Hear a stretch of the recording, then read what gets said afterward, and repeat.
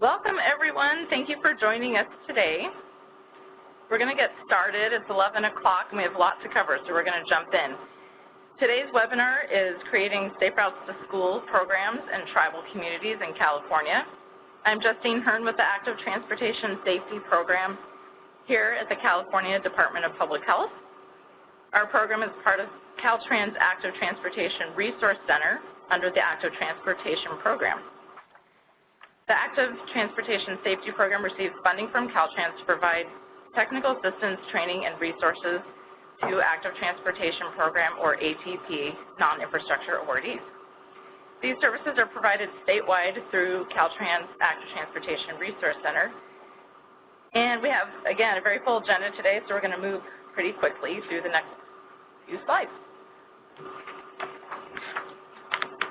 Some quick housekeeping announcements before we get started with our presentation. As shown on the slide, please use your phone for the audio for this webinar. We will mute and have already muted, actually, your phones for you.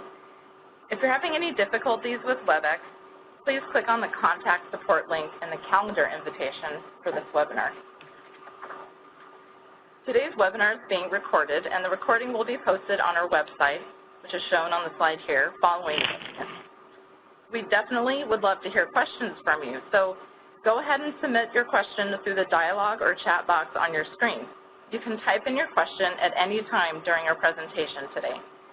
Speakers can respond to the questions near the end of today's webinar. Once again, welcome to our webinar, Creating Safe Routes to School Programs in Tribal Communities in California. This webinar features the resource guide shown here, which you can find on our website. You'll also be able to access this presentation on our website, casaferoutestoschools.org. Our goal for this morning is that by the end of the webinar, participants will have a better understanding of the content and utility of the new resource, Creating Safe Routes to School Programs in Tribal Communities in California, and that we'll learn basic information about the California Transportation Commission's Active Transportation Program Cycle 3 funding opportunity, which is administered by Caltrans. Our webinar today will feature the following presenters, in addition to me: Raquelle Myers, Staff Attorney at Western Tribal Transportation Training and Technical Assistance Program, which is administered by the National Indian Justice Center; Michael Hostler, Tribal Transportation Planner with the Hoopa Valley Indian Reservation Tribal Roads Department; Kevin Atkinson, Safe Routes to School Program Manager with Caltrans Office of Active Transportation and Special Programs; and Eduardo Serafin, Technical Program Manager with the Institute of Transportation Studies Technology Transfer Program, also known as Tech Transfer, at UC Berkeley. Thank you all speakers so much for your time and expertise today, and thanks everyone for joining us for this webinar. So I'll start today by introducing the initial topics in our resource guide, beginning with some background on why the resource was created. Safe Routes to School programs have many positive public health, safety, and environmental outcomes, but Native American tribes in California have not been sharing in these benefits as widely. The need for safe, accessible opportunities for active transportation may be greater in tribal communities, but for many reasons, tribes have not historically accessed the primary funding source here in California. The guide was created to encourage the development of safe routes to school programs in Indian country, as well as support tribes seeking to apply for funding for active transportation projects. The guide gives examples of common safe routes to school elements that may have more success in rural tribal communities, as well as introduces the primary source of funding for safe routes to school and active transportation projects in the state, which is the CTC's Active Transportation Program administered by Caltrans. So what is a Safe Routes to School program? Safe Routes to School program activities aim to promote physical activity and improve health outcomes, including reducing obesity. They can reduce the risk of traffic-related injuries and increase access to community centers and local amenities such as schools, parks, cultural centers, health clinics, and shopping destinations. Safe Routes to School activities can help reduce air pollution and greenhouse gas emissions that are generated by car use. And they can promote community cohesion by encouraging different stakeholders to work together to improve community health and active transportation options. Comprehensive Safe Routes to School programs are carried out via activities within what are commonly referred to as the 5 E's: engineering, education, encouragement, enforcement, and evaluation activities. The guide describes these different strategies and gives examples of programs within each of those categories. As the call-out box from the document shows here, effective Safe Routes to School programs integrate several health, safety, and environmental goals into one program, with the focus being making students' daily commute to school one that provides them an opportunity to be physically active as well as safe. So this slide here shows some examples of different Safe Routes to School programs that have been implemented in tribal communities across the country. It's included in the guide to demonstrate some of the activities that tribes have been undertaking, including who they partnered with to implement their programs. Partners have included neighboring local, county, and state agencies, including public health departments, as well as school districts and tribal and local law enforcement. And just to note that the first example shown in this chart shows that it's an infrastructure engineering project, but it's also a non-infrastructure project since it includes driver speed feedback signage, which is an enforcement strategy. Non-infrastructure programs have included pedestrian and bicyclist safety education, frequent walker programs, bike rodeos, and additional police patrol during high traffic periods such as school pickup and drop-off times. Infrastructure programs in tribal communities have included sidewalk construction, installation of signage, creating pathways, increasing pedestrian lighting, and creating safer road crossings. The guide concludes with a list of several resources to support Safe Routes to School program planning and program activities, which are the 5 E's we just talked about, as well as potential funding sources. Again, the primary source of funding for Safe Routes to School and active transportation projects in California is the Active Transportation Program, which Kevin will share toward the end of today's webinar. Thanks once again for joining us, and we'll now turn it over to Raquelle Myers' presentation. And we're ready for you, Kelly. Thank you very much. Just a second, your desktop to you. Oh, we're transferring the control over to you. Hopefully everybody can hear me. Thanks for joining us today. I have not seen it transfer, so let me know if you're seeing this slide change. I'm going to change from the title slide now. And you should be seeing the challenges slide. Oh, here we go.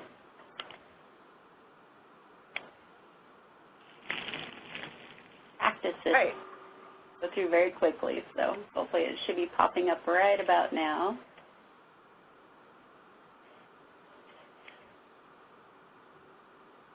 A slow screen today. Okay, so you should be seeing the challenges slide. All right, we see it. Okay, so one of the things that I find unique about this guide is that we were able to integrate the development of a Safe Routes to School program within the context of California tribal communities. And as we go through the next few slides, you'll see that there's some unique challenges that face California tribal communities, and this picture is a really good illustration of those challenges. So one of the things that we often see is that the distances between tribal housing areas and local schools may be too great to travel by foot or by bicycle for tribal youth, much less tribal adults. And then in addition to that, California communities are often bisected by very high speed and well-traveled highways that date very far back. And they generally lack a lot of pedestrian infrastructure. So we rarely see sidewalks, we rarely see bicycle lanes, and even bus stops that are well marked or designated on these roads. And you can see from this picture, and this is a picture from the La Jolla tribal community, that there's not even enough of a shoulder for those adult bicyclists to be off of the road. And you can see that the car is leaving its lane on what is a uphill two-way highway. two-lane highway. And the speeds on these roads, even though it's very windy, for folks who are generally aware of the roads, they can travel those roads at much higher speeds than are posted. But what we often have is a complicating factor, because California has such a large tourism population, is that people will drive these roads fully unaware that there is a community on either side of that highway. And they may not expect to see tribal youth, pedestrians, or even bicyclists on these roads. So we run into a number of conditions that we see throughout California tribal communities, and they're very difficult to address unless you have a lot of resources. And there's very few resources that will widen a road when it's bound on one side by a canyon and on the other side by a mountainside. So we run into a number of unique challenges that Safe Routes to School programs may have to work around in order to develop and become effective. So on our next slide, we'll look at some of the content of the guide and how to develop a Safe Routes to School program within a tribal California community. And what we have is a strategy, if you will. There are activities that really will be uniquely addressing the safety needs of each tribal community. And each tribal community will need to gather data about the safety needs that they are facing specifically. Once they can gather that data, and there's some strategies on how to do that in the guide, they will need to prioritize those safety needs, which is going to be a balancing between the most pressing safety needs, the resources available, and any partners or collaborative projects that can be implemented. Then in addition to that, there's going to need to be some capacity building at the local level to keep those programs in place and going. Safe Routes to School programs need to be integrated into the community practice, and it can't be a project that is done outside of the community. It really needs to be a community-driven activity in order for it to really take hold. And then you go into the implementation of the program activities, which could be spread out over a number of years. So when we're looking at this, I think probably the most important thing for tribal communities in California is that when you're developing these programs, whether it's a collaborative activity between jurisdictions or somebody is coming into the community who's going to help initiate this as a project, the community interest in the project and the buy-in for a Safe Route to School program is fundamental to its success. What we see a lot of in tribal communities in California is that the resources available for transportation planning, safety planning, they really are far and few between. We're starting to see a bit of gathering of resources now, and hopefully we'll see some improvement and updating of those documents. But a Safe Routes to School program in its development and gathering of these safety needs and identifying what the priorities for the community are could be integral in developing those safety plans. So it's really going to be important as anybody develops these programs in tribal communities in California that they really engage the tribal transportation planner or the tribal transportation department, because you may find that those activities could inform the safety long term, or vice versa, that the safety plan may include some of these activities and you'll find that there's a timeline already in place. So as we go through the next slide, I just want to reiterate again that the communities in California each have their own specific set of safety needs for pedestrians, especially youth and bicyclists.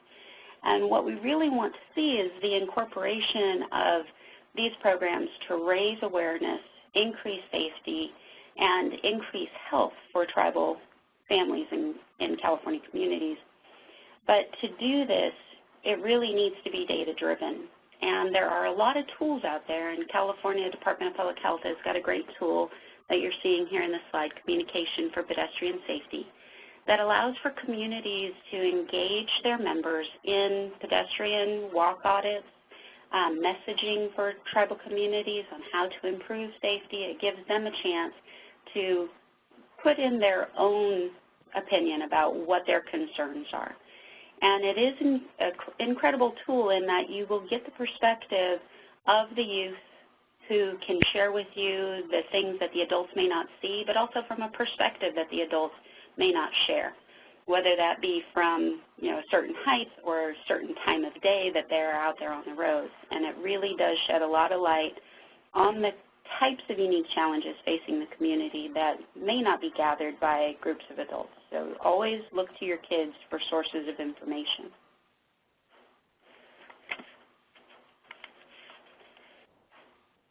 There we go.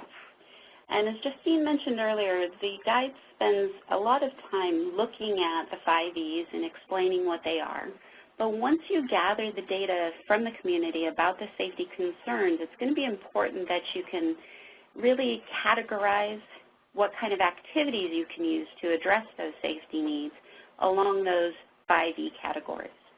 So if we're looking at engineering, that's most commonly associated with infrastructure change. You have education programs in which we can appeal to the youth, bicyclists, and pedestrians on how to engage safety for the benefit of themselves and their fellow tribal members.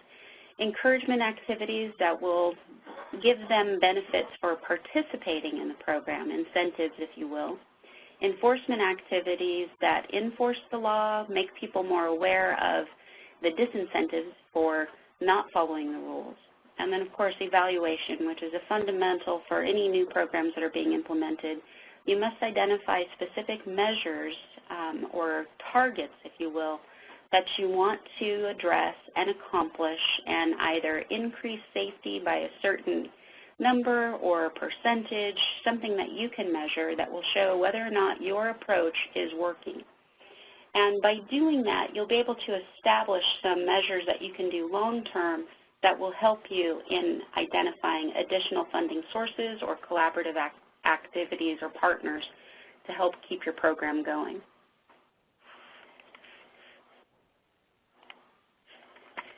So again, I want to reiterate the idea that you want to include your Safe Routes to School activity development as much as you can into the existing plans for your community. And those plans range from a Tribal Long-Range Transportation Plan, the Tribal Transportation Safety Plan, and then the Tribal Transportation Improvement Plan, which is really your list of activities that can be implemented.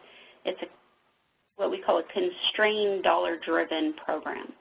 And by engaging your transportation professionals in your community, you might be able to get those activities included in the safety plan or hopefully in the transportation improvement plan so that they can be scheduled. Now, oftentimes a lot of people think of this as just strictly infrastructure, but the safety activities within a Safe Routes to School program can also be included. And just so that you have some context for what's going on in California now, and you'll hear more about this from Eduardo's presentation, there are several resources in play beginning this year that will help tribal transportation planning in California, and particularly the safety plans. So if you have ideas about your Safe Routes to School activities, this is really a good time to make sure that your tribal transportation planners know about it and are involved.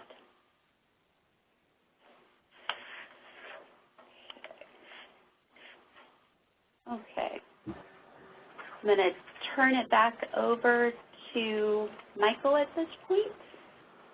Yeah, and this is Justine. Thank you so much, Kelly, for that insight.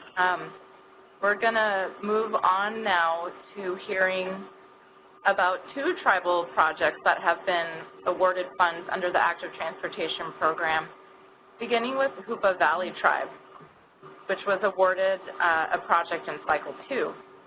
Michael is the Tribal Transportation Planner with the Hoopa Valley Tribal Roads Department, and I'm really excited that he's here today to share his experience. Thank you so much, Michael.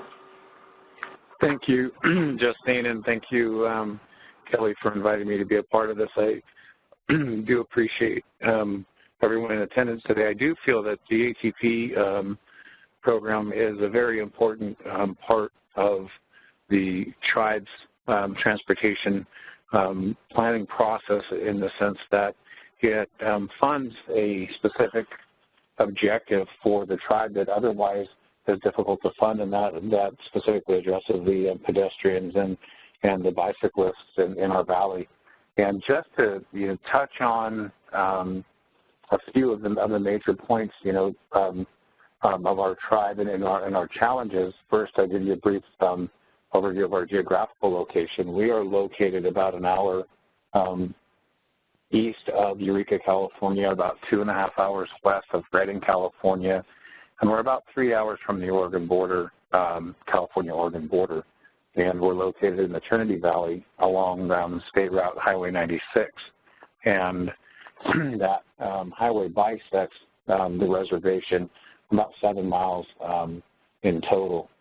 So with that said, for several years the Transportation Department has been planning and has been involved with the travel transportation program through the Bureau of Indian Affairs and has received 638 contracts for specific objectives within their long-range transportation plan. They developed a travel transportation improvement plan annually and then also have a travel transportation safety plan. And all of these, since I've been here in 2013, we continually update these, and we're just working on a long-range transportation plan. And really that is your foundation. That's your foundation for having your guiding documents in place so that when you do go look for these funding sources that you have them listed and you've already began your planning and going to your tribal councils and having those approved with those items listed, specifically the safe routes to school projects or bicycle and pedestrian projects. Infrastructure and non-infrastructure can go into your long-range transportation plan. So the next part of this is in 2002, the Hoopa tribe had applied for an environmental justice grant, received it, and did a community design charrette that involved... Excuse me, are we supposed to be seeing the slides? Because I'm only seeing the title slide for the webinar. Yeah, we just noticed that as well, and we're correcting that. There's one slide, so thanks for checking in. You're not missing too much, but we're going to get us back to that one slide. Thank you. So to continue, there was a design charrette that was done. It was a week-long design charrette, and the local government commission had come in and helped us develop that. And through that, we had created a conceptual design for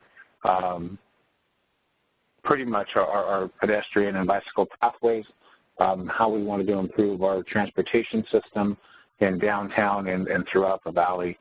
And that really was kind of the foundation for how everything has moved forward for the Hoopa tribe since I came to work for the tribe in 2013. With this round of funding, we found that there was a major need for pedestrian and bicycle pathways, and it was identified all the way back in 2005. There was some work that had been done on it between 2005 and our application, and we really wanted to make this become reality. So bringing that into perspective, it took a lot of coordination, the collaborating within the local community was vital.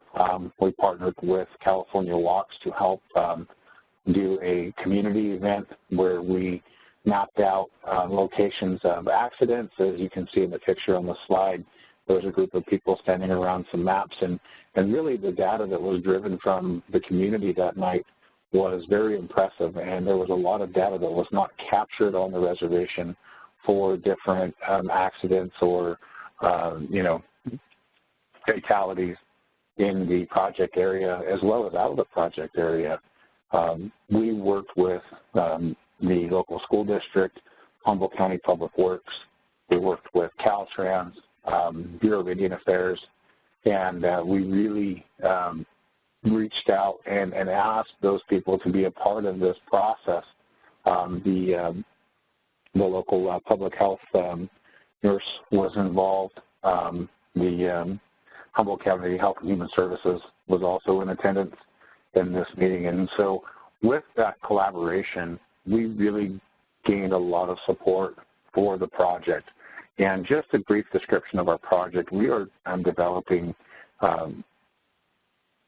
two different bicycle and pedestrian pathways on the east and west side of the highway, on Highway 96, from the bridge just to the point at Blue Slide, which is just around the corner in the top right-hand picture from what you can see there. And so we're trying to develop this pathway to connect students to school, also connecting the students from school back to our downtown area.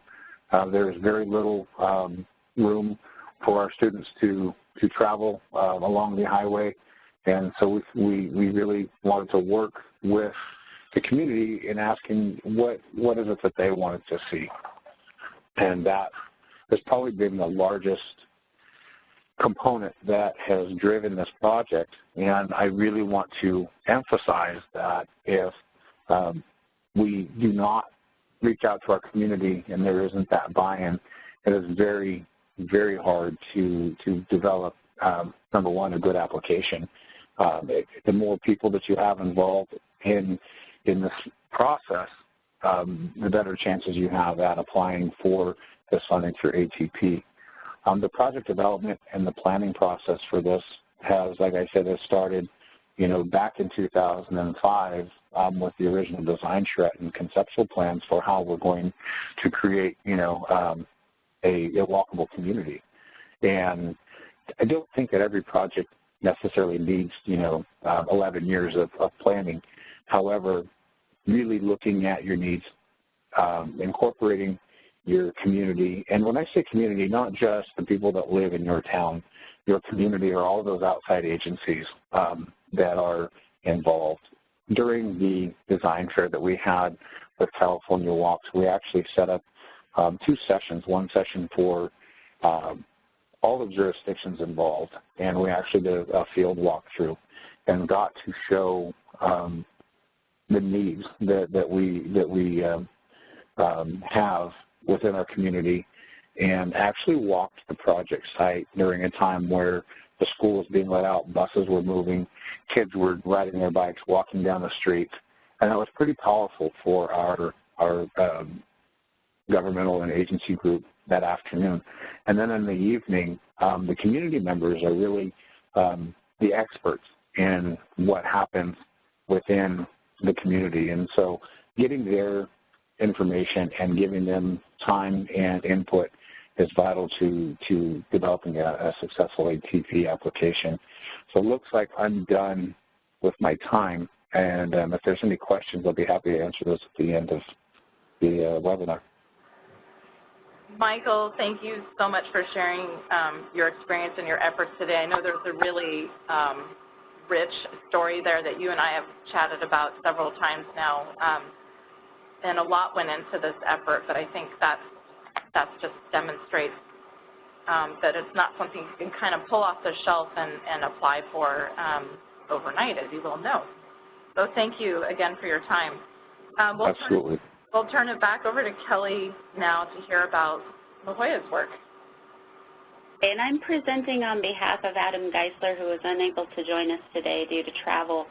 But just so that you know, if you haven't been to La Jolla, it's in Southern California. It is located on Palomar Mountain in Palma Valley. And if you haven't been to that area, it is rather a steep mountain, but it's also extremely rocky. So they have all kinds of issues to deal with on the road. Besides the picture, you can see it's definitely a narrow width road. A lot of rocks fall onto the road. It is a state road, and a lot of the work that is done on the road is done by state and local agencies. And just about everything that they do with respect to that road, even though it goes through the tribal community, requires a collaborative partnership. The road itself is California State Highway 76, and it definitely goes from one end of the community all the way through. It is the only access road to the community.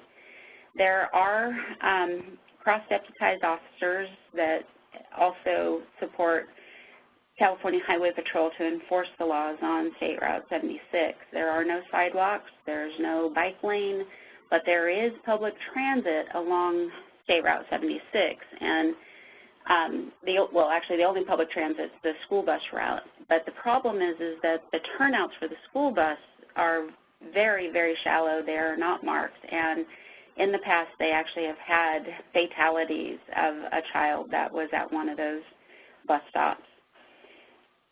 Students themselves are walking along the road to gain access to those bus stops just to get to school.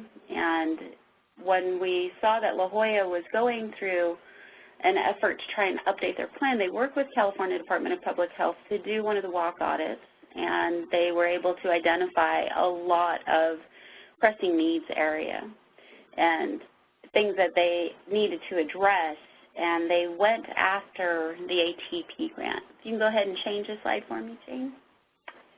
They were one of the first tribes in California to be awarded one of the ATP grants. It is not in the Safe Routes to School category. So I believe it's Hoopa, La Jolla, and Karuk that have gotten these grants. The La Jolla grant is a combination of infrastructure and non-infrastructure project activities, and it also includes a trails project. They submitted under the pedestrian and bicycle category, and what they have done so far, and the activities are included, are community assessments, a walk audit, a road safety audit, and they were able to get some data from SWITRS, which is the California Highway Patrol database. Now, that alone was quite an obstacle for them because any of the crash data that is reported into SWITRS by California Highway Patrol was coded as private property, so it required some effort and some support with other agencies to be able to place that data within the tribal boundaries.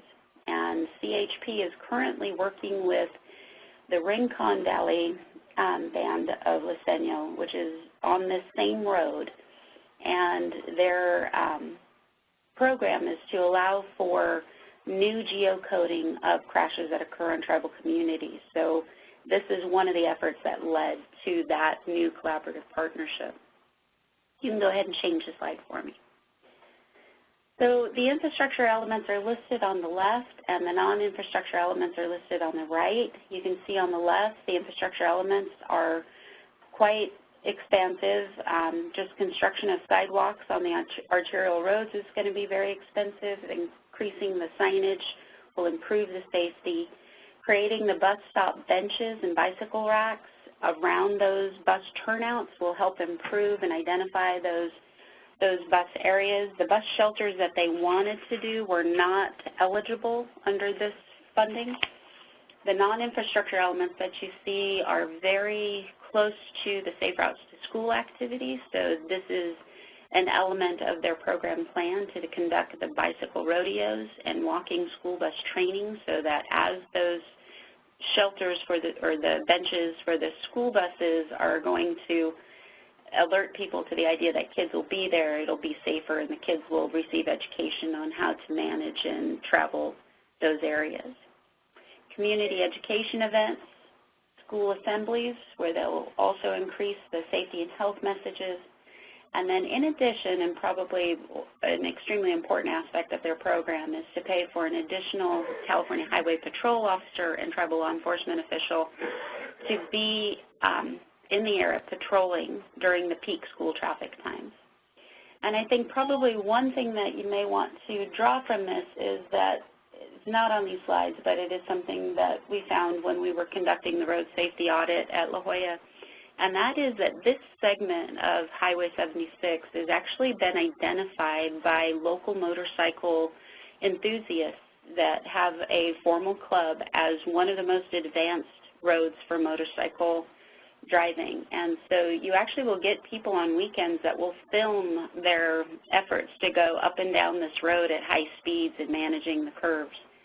So La Jolla is facing a number of interesting challenges. The behavioral habits of the community members and how they deal with the road, as well as folks that they really don't have direct contact with, and they have been looking for ways to reach those folks so that the messaging may help slow them down as well. So overall, you see in the bottom box, their efforts are aimed at increasing community connectivity by linking the activity centers, the parks, the government offices, and the housing, so that everybody can start to engage in more outside activity, bicycling, and pedestrian activity to help increase their health and safety. Go ahead and turn that slide. Thank you so much, Kelly, for sharing La Jolla and Adam's work here and that effort to apply for their Cycle 1 application. We will now hear from Eduardo Serafin, Technical Program Manager with UC Berkeley's Tech Transfer Program, about a transportation safety improvement project opportunity being offered by Caltrans. Great, thank you. I hope everybody can hear me. The program that I'm about to describe is a current grant that we have received from Caltrans, the Division of Transportation Planning. And we've been tasked to essentially replicate something that we've been doing for California cities and counties or communities for several decades now. The grant that I'm talking about is the California Office of Traffic Safety, or OTS grant, for traffic safety assessments, if you will. Now they're called Complete Street Safety Assessments for California communities. One of the background stories is we have done only one safety assessment under the OTS grant for a Native American tribe, if you will, in California. And I always thought, well, why couldn't we do more? And because of all the funding restrictions, I thought that there is a need to do a specific program for tribes. So can I have the next slide, please? And so the program as it stands will try to replicate, but it will be tailored to tribal safety needs.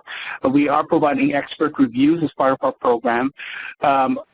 Our primary concerns are what safety improvements can be done on the ground, either near-term or long-term or both, and also to try and get collaboration or really foster collaboration among all the tribes and other local jurisdictions that might be neighboring the tribes.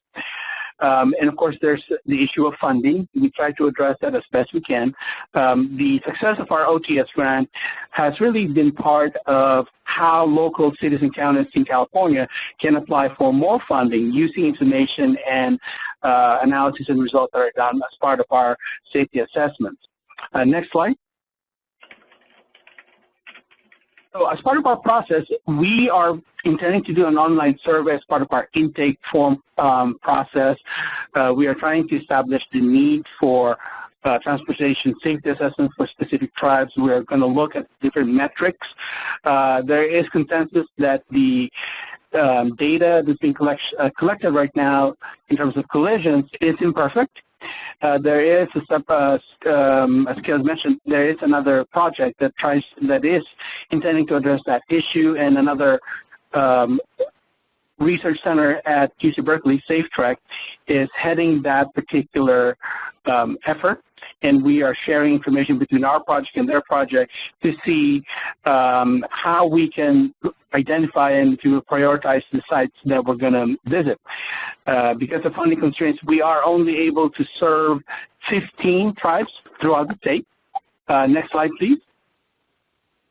And of those 15 sites, 10 tribes will receive what we're calling level 1 assessment, which really means that there will be 2 safety experts visiting the site, and there will be a report that will feature the result of the site visits and the interviews with the tribe and the local jurisdiction, and also come up with a list of potential recommendations for safety improvements.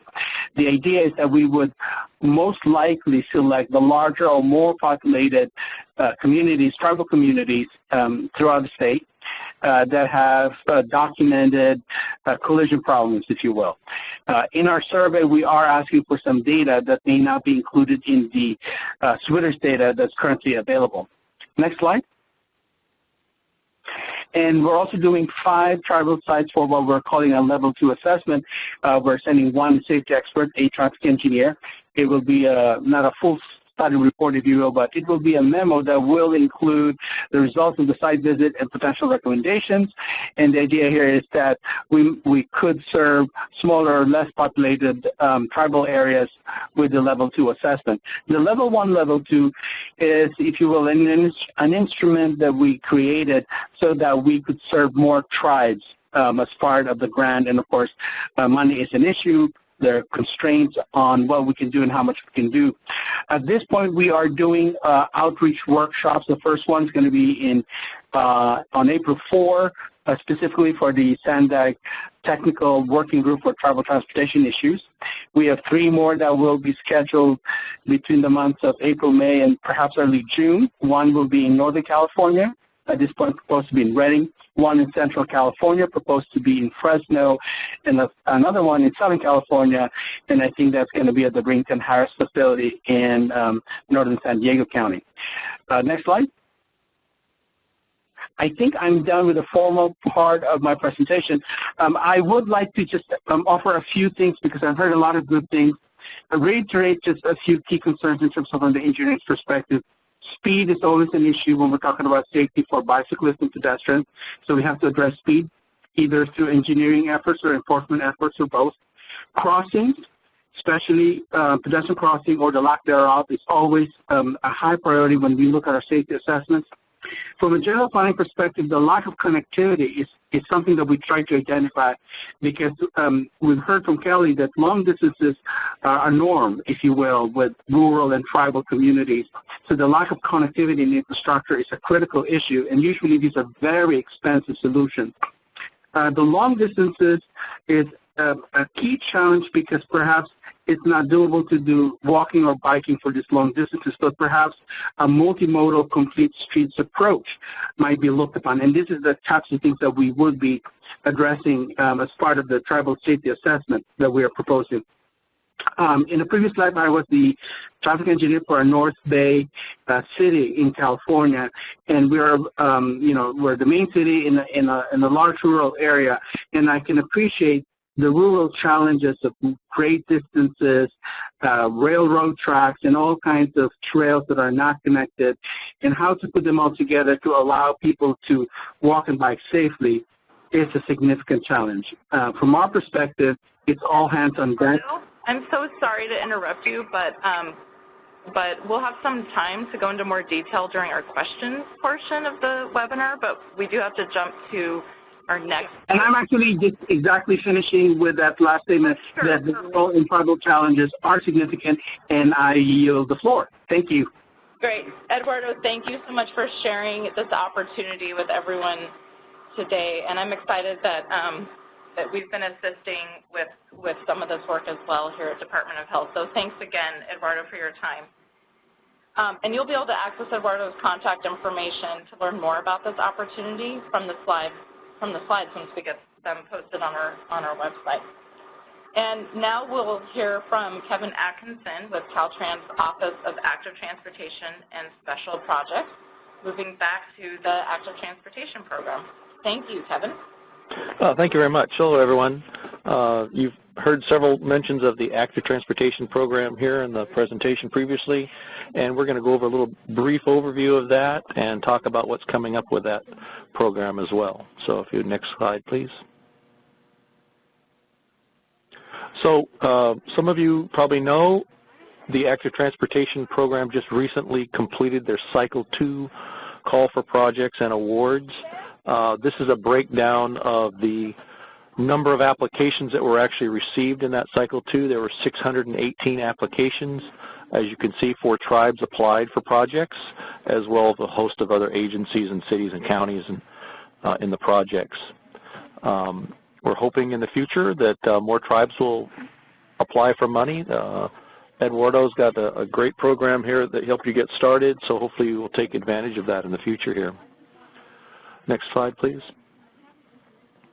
So in Cycle 2, you've already heard that the Hoopa Valley Tribe received a successful grant. They received $1.3 million for a combination construction and an education program. So they're moving now towards implementing that project through the grant process phase and allocation.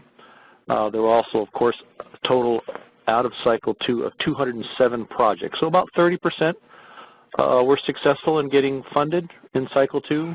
We had almost 2 to 3 times as many projects requested, of course, as available. Now, Cycle 2 was for a little over $360 million. So quite a big chunk of change that is available and out there. Next cycle, please. Or next, yeah. So now we're coming up on Active Transportation Cycle 3. Some of you may have been listening in to the CTC trainings or not trainings, but program workshops. They have recently just adopted some new guidance for that. This program here is about $240 million going to be available. It's a little farther out in the future. The funding years for that is going to be 2019-20 and 2021. There is some talk that if you're successful, you might be able to come in 1 year earlier or so to get advanced funding, but that still has to be determined. The guidance for Cycle 3 will be posted on the California Transportation website. They are the actual agency that puts out the guidance, adopts it, and does the project selection process. The responsibility for the administration of the program as well as the application and instructions is shared with Caltrans, and we will also have the application and all on our website at the dot.ca.gov website location. So keep both of those in mind. The CTC publishes their big notices on their front page there. It'll be announcing the call for projects and all that's upcoming soon. Caltrans on our website will have the application, the instructions, as well as many documents that you'll need or will be able to use in the application itself. Next slide, please. So Cycle 3, just last month, or a couple weeks ago actually, the CTC adopted the tentative schedule for call for projects. Right now they're talking about on April 15th will be announcement and the beginning of the project cycle with a due date for all applications on June 15th. Those right now are still a little bit tentative. In the next bullet there, you'll see that it's mentioned that the applications will be either an electronic or a mail-in form. Caltrans and CTC right now is working very strongly to get the application as an electronic process for this cycle. However, due to the late adoption of the guidelines and the application instructions and all, that may be pushed back slightly, or if the IT people are not able to get through to the deadline for that, there actually may be a mail-in cycle this time, but that's yet to be determined. Again, keep an eye on the CTC as well as the Caltrans website locations. Under ATP, the money is actually broken out in several different parts. There's a statewide and small urban rural component that gets their own pot of money, and then the metropolitan planning organizations get another piece of the pie. They actually may adopt some slightly different time frames. None of that has been determined as yet, so that will be announced on the CTC website as well.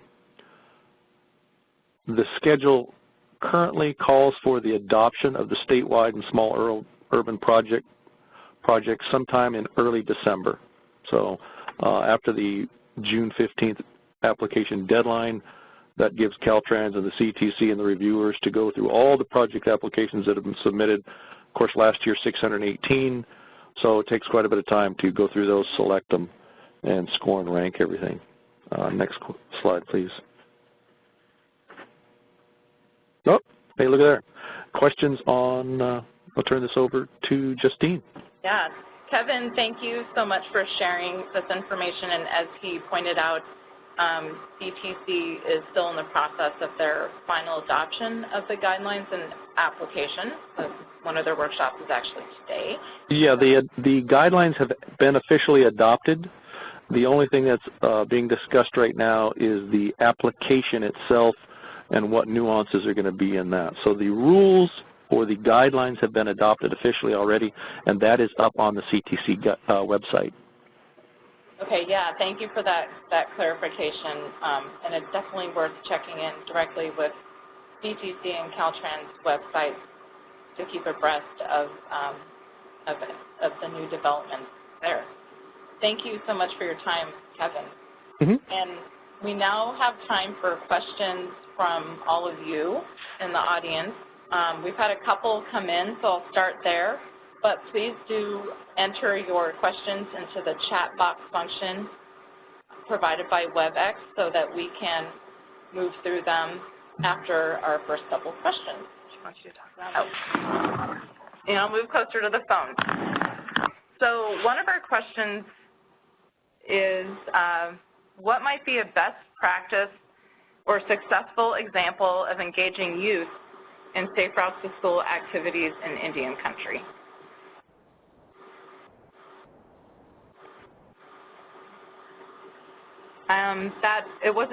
The question wasn't addressed to anyone in particular, but if Michael's still on the line, he may have some experience he can call back on from the work that he did in preparing their application.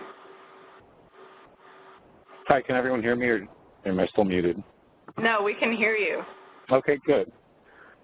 You know, a lot of the events that we have in the Valley incorporate our youth, and so just, you know, engaging them every chance that you get and in educating them about, you know, bicycle and pedestrian safety, getting their thoughts.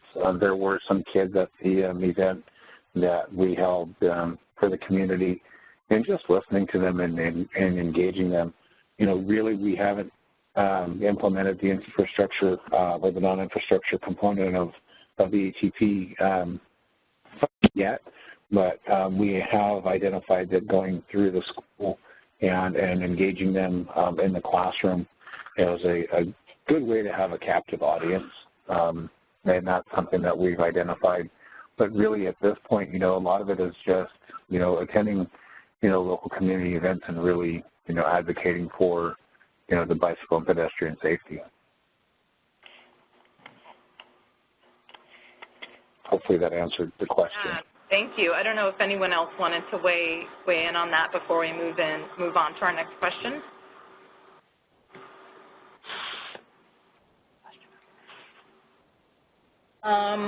We have another question here. Are tribal governments generally aware of the active transportation program as a funding source?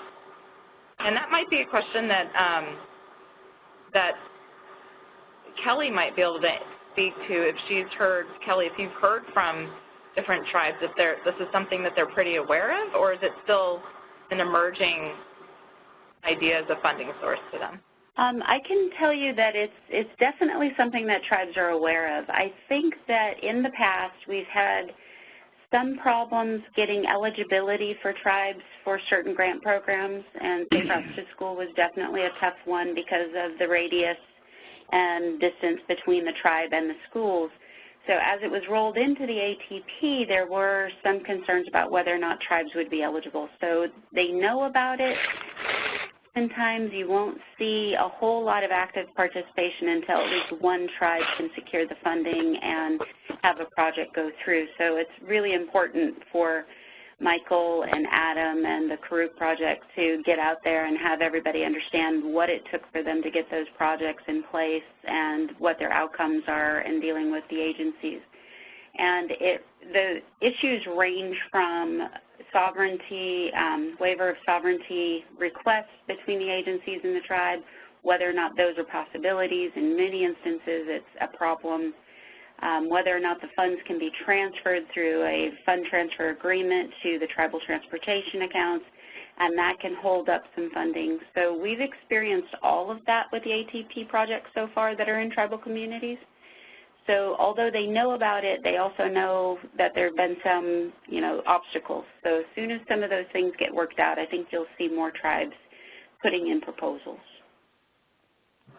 Thanks for that, Kelly. Yeah, and I'm hearing up in District 2, I think it is, that they're actually expecting that a couple of tribes will apply for Cycle 3 coming up here. So that's really exciting, and I do think it's kind of like that first tribe, in this case led by Adam, making the effort to apply and getting over that hurdle of going through the application process, just demonstrating that it's possible. So it's really exciting, and I'm hearing more interest in applying. Is there another? Also, This is Eduardo. I was just going to say that we also do intend to address funding questions in our workshops for the Travel Transportation Safety Assessment, and we are updating our website right now to include travel resources that have specific categories on funding. So our goal is to incorporate all the latest and greatest that we have from a variety of resources and put them in one site. It will be in the tech transfer website, but we're also intending to feature these types of information in our workshops, which will happen in the next couple of months. So I think there's a synergy that's happening here, and we are certainly planning to, like, I've taken notes on the ATP Cycle 3 and make sure that it's featured in our website as a potential resource for the tribe. Great. Thank you, Eduardo. And actually, we have a question for you. How can we apply for your services? How do you go about applying for that, for your project? Yes, for our project, we are doing our online survey intake form. So all the tribes who are interested will need to participate in the survey. So if you participate in our survey, you become a potential candidate. Depending on the number that we get, of course, we are limited to 15, but we are now just doing a final pilot test of our survey. It should be available online by April 4th when we go to San Diego for our first workshop. And so at that time, tribes can participate in the survey, and then you will become a potential candidate. We will go through an extensive prioritization process with the program partners, which will include CDPH, NIJC, Caltrans, and SafeTrack, because our collective goal is to go to the 15 sites with the worst collision problems. The project is data-driven, primarily because that is the, if you will, the focus and intent of both the federal and state of California government is to really identify or document data to justify investments of public money. So that's the route that we're going to take. Great, thank you. Thanks, Eduardo. We had another question from a local jurisdiction asking what kind of cultural considerations should they keep in mind if they're thinking, when thinking about working with a tribal community to work on a safe route to school project or apply for ATP.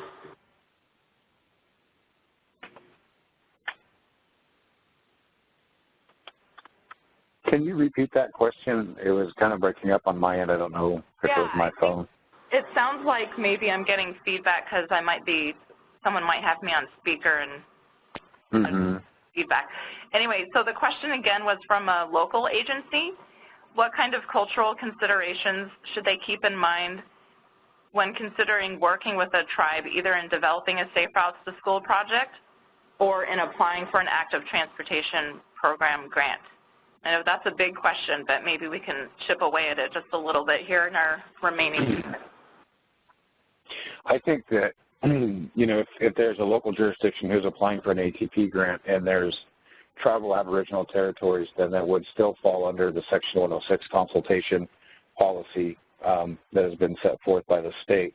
But as far as particularly looking at that, if the tribe may be in a tribe that does not have a developed tribal historic preservation office, is taking a look at, you know, speaking with the tribe and maybe convening a cultural committee of possibly elders or those that are knowledgeable of the local area and the culture in developing that project.